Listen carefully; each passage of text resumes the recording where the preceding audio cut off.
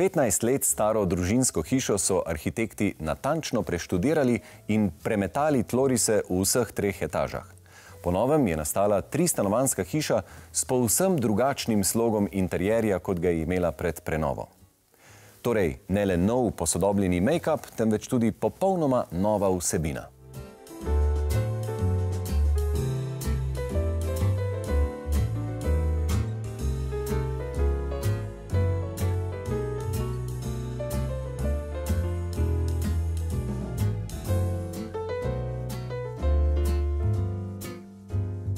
Adam in David, živjo. Živjo. Najprej eno tako malo tehnično vprašanje. Kdo sploh živi v tej hiši, glede na razdelitev? Ja, v hiši živi v bistvu 4-članska družina. V pritličju sama živita starša, v nadstropju živi hčera, v kleti oziroma v polkleti živi pa sin. Ok, to imamo odrasle otroke. Tako rekoč, ja.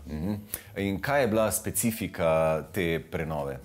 Specifika te prenove je bila, v bistvu hiša je od doselitve njihove do danes je menili približno 12-13 let in hiša že takrat ni bila opremljena, kolikor sem jaz njih razumel, po njihovih željah.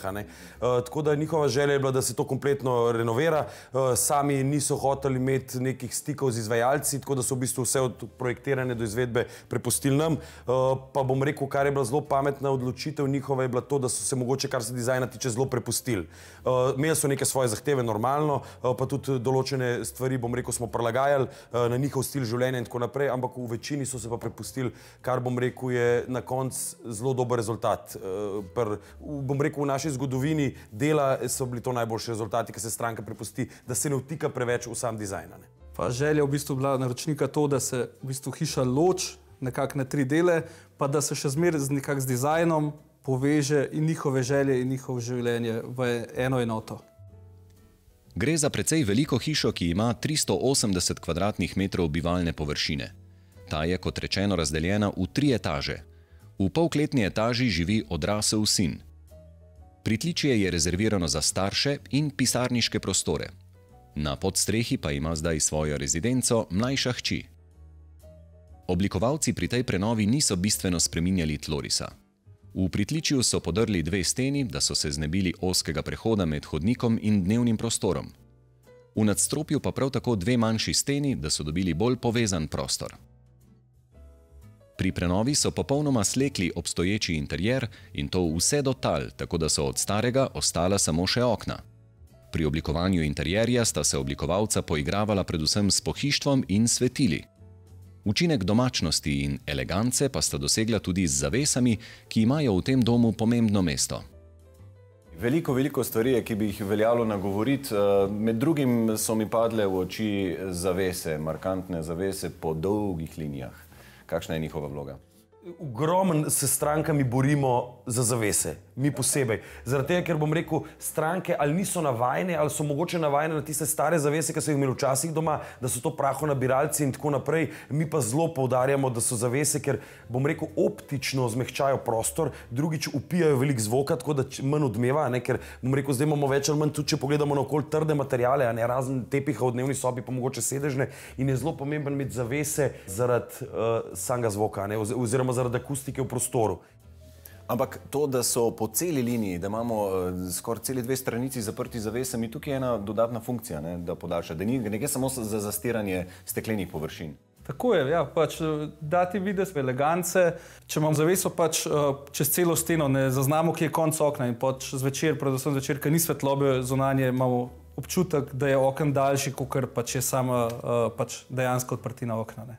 Pa tudi velikrat se poslužujemo tega, da za kaskado, kjer je skrita šina za zaveso, zmontiramo LED trak in potem zvečer, če vse luči ugasnemo, prežgemo samo to in v bistvu svet ledica po zavesah dol in daje tako res specialno kuliso. Seveda, pri svetilih se moramo ustaviti. Dali ste si duška z raznimi oblikami, linijami, kar se tiče svetil. Ja, pač moramo se zavedati, da predvsem vsaj pol leta živimo v temi. Čez dan smo v službi ob 4-5 popoldne, ko pridemo v večini domov, je že tema od oktobra, novembra pa vse do marca, aprila. In v bistvu ali bomo živeli v temi, ali se moramo pa z ambientom oziroma z razsvetljavo pričarati ta ambient, boljše počutje si naredimo lahko s tem. Pri barni lestvici glede notranje opreme ste bili zadržani, kar pomeni, da ste ciljali na dolgi rok. Ja, v bistvu zmeri naredimo, pač v večini primerov naredimo interjer bolj v zemeljskih tonih, se pravi malo bolj zadržan. Saj si želimo, da v bistvu oziroma naročnik si prinese svojo barvo noter. In tudi, ker se ne veličaš, ne vem, en let je trend vijolična, pa si lahko daš vijoličen tepih, vijolične polštre, 2 vijolični vazi, čez 2 let lahko za minimalen znesek ambient čisto spremeniš. Mogoče samo zavese zamenjaš, pa 2 tepiha, pa si naredil čisto drugačen ambient. Ne? Tako, da je baza v nekih takih tonih, ki se jih da kombinirati. Ne? S čimarkoli, recimo damo v kuhno rdečkavo mat, pa v bistvu zelo spremenimo zadevo. Ne?